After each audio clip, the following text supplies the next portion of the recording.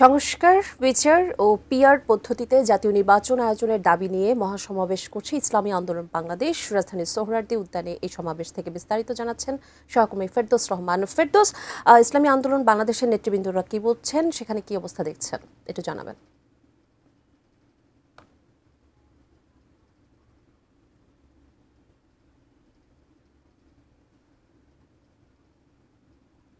মহাসমাবেশ, ইসলামী আন্দোলনের ডাকা মহাসমাবেশের মূল বিষয়টি হচ্ছে যে তারা সংখ্যানুপাতিক নির্বাচন, যেটির কথা ইসলামী আন্দোলন সহ জামাতে ইসলামী আরও বেশ কয়েকটি ইসলামী দল বলে আসছে, যে আগামী নির্বাচন সংস্কারের পরে সংখ্যানুপাতিক হারে, অর্থাৎ সংসদে প্রপোর্শনাল রিপ্রেজেন্টেটিভ সিস্টেমটাকে চালু করতে হবে। ইসলামী আন্দোলন বাংলাদেশ এই বিষয়টাকে এক ধাপ এগিয়ে নিয়ে তারা বলছেন যে তারা আগামী নির্বাচনটা এই পদ্ধতিতে তারা করতে চান, এবং সেই সাথে জুলাই আগস্টের যারা ঘটনা ঘটিয়েছে, অর্থাৎ জুলাই আগস্টের অভ্যুত্থানের সময় যারা অভ্যুত্থান বিরোধী শক্তি, যারা হত্যাকাণ্ড চালিয়েছে, ছাত্র জনতার রক্ত ঝরিয়েছে, তাদেরকে বিচারের আওতায় আনতে হবে। সেই বিচার, সংস্কার এবং সেই সাথে সংখ্যানুপাতিক হারে নির্বাচন, এই বিষয়গুলো নিয়ে ইসলামী আন্দোলন আজকে মহাসমাবেশটি ডেকেছে। এবং সেই মহাসমাবেশে মূল পর্বটি শুরু হবে আসলে দুপুর 2টায়। দুপুর 2টার পরে ইসলামী আন্দোলনের কেন্দ্রীয় নেতৃবৃন্দ এবং সেই সঙ্গে বিভিন্ন রাজনৈতিক দলের নেতারাও এখানে যোগ দেবেন। তবে সকাল থেকেই, অর্থাৎ আমরা দেখতে পাচ্ছি যে সকাল 9টার পর থেকেই কিন্তু সমাবেশ স্থলে বেশ সংখ্যক ইসলামী আন্দোলনের কর্মী এবং সমাবেশে ঘিরে যারা যোগ দিতে চান তারা চলে এসেছেন, এবং তারা কিন্তু ইতোমধ্যেই সোহরাওয়ার্দী উদ্যান কিন্তু পূর্ণ করে ফেলেছেন।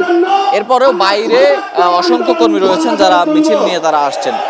মঞ্চে বক্তব্য চলছে, তবে এই বক্তব্যগুলো ইসলামী আন্দোলনের যে বিভিন্ন পর্যায়ের নেতারা আছে, জেলা কমিটি, থানা কমিটি, বিভাগীয় কমিটি, এছাড়া দেশের বাইরে যে বিভিন্ন কমিটি রয়েছে, তারা বক্তব্য দিচ্ছেন এবং তারা বলছেন যে মূল কথাগুলো ইসলামী আন্দোলন বাংলাদেশের নেতৃবৃন্দই বলবেন। এবং আপনারা জানেন যে তারা চরমোনাই পীরের দল, সেই হিসেবে চরমোনাই পীরকে তারা তাদের প্রধান মনে করেন। মুফতি সৈয়দ রেজাউল করিম তিনি এখানে বক্তব্য দেবেন এবং তিনি সভাপতির দায়িত্ব পালন করেন। সেই সঙ্গে ও রাষ্ট্রের অন্যান্য যে রাজনৈতিক দলগুলো আছে সেগুলোর নেতারা এখানে যোগ দেবেন, এবং সেখান থেকে তারা দাবি উঠাবেন যাতে আগামী নির্বাচন, অর্থাৎ আসছে 2024-এর অভ্যুত্থান পরবর্তী যে নির্বাচন, সেটি যেন সংসদের সংখ্যানুপাতিক হারে করা হয়, অর্থাৎ সংসদে সকল দলের যেন অংশগ্রহণ থাকে। তারা বিভিন্ন সময়ের নির্বাচনগুলোর কথা তুলে ধরছেন এবং তারা বলছেন বাংলাদেশে সুষ্ঠু নির্বাচন করতে গেলে সব দলের অংশগ্রহণ এবং সেই সাথে সংখ্যানুপাতিক হারে নির্বাচন করতে হবে। এবং তারা বলছেন যে এত বছর পর, স্বাধীনতার প্রায় 54 বছর পরেও ইসলামী দলগুলো একত্রিত হতে না পারা, একটা ইসলামী শাসন কায়েম করতে না পারাটা একটা সামষ্টিক ব্যর্থতা। কাজেই তারা আগামী নির্বাচনে ইসলামী আন্দোলনকে বিজয়ী করতে চান, সেই সাথে ইসলামপন্থী যে দলগুলো আছে সেগুলোকে বিজয়ী করতে চান, এবং সারা দেশে যাতে তারা, যেটি তারা মনে করেন যে কোরআনের আইনে সারা বাংলাদেশ চলবে, সেরকম একটা দাবি তারা তুলছেন। তবে সবচেয়ে জোরালো যে দাবিটি সেটি হলো তারা চান যে নির্বাচনটি হোক সংখ্যানুপাতিক হারে, অর্থাৎ সংখ্যানুপাতিক নির্বাচন হলেই এই দেশে তারা যে বিষয়টি বলছেন যে মহাসমাবেশ থেকে, যে সংখ্যানুপাতিক নির্বাচনের মাধ্যমেই বাংলাদেশে আসলে সুষ্ঠু নির্বাচন সম্ভব, এবং তাছাড়া আসলে কোনোভাবেই সেটি সম্ভব না।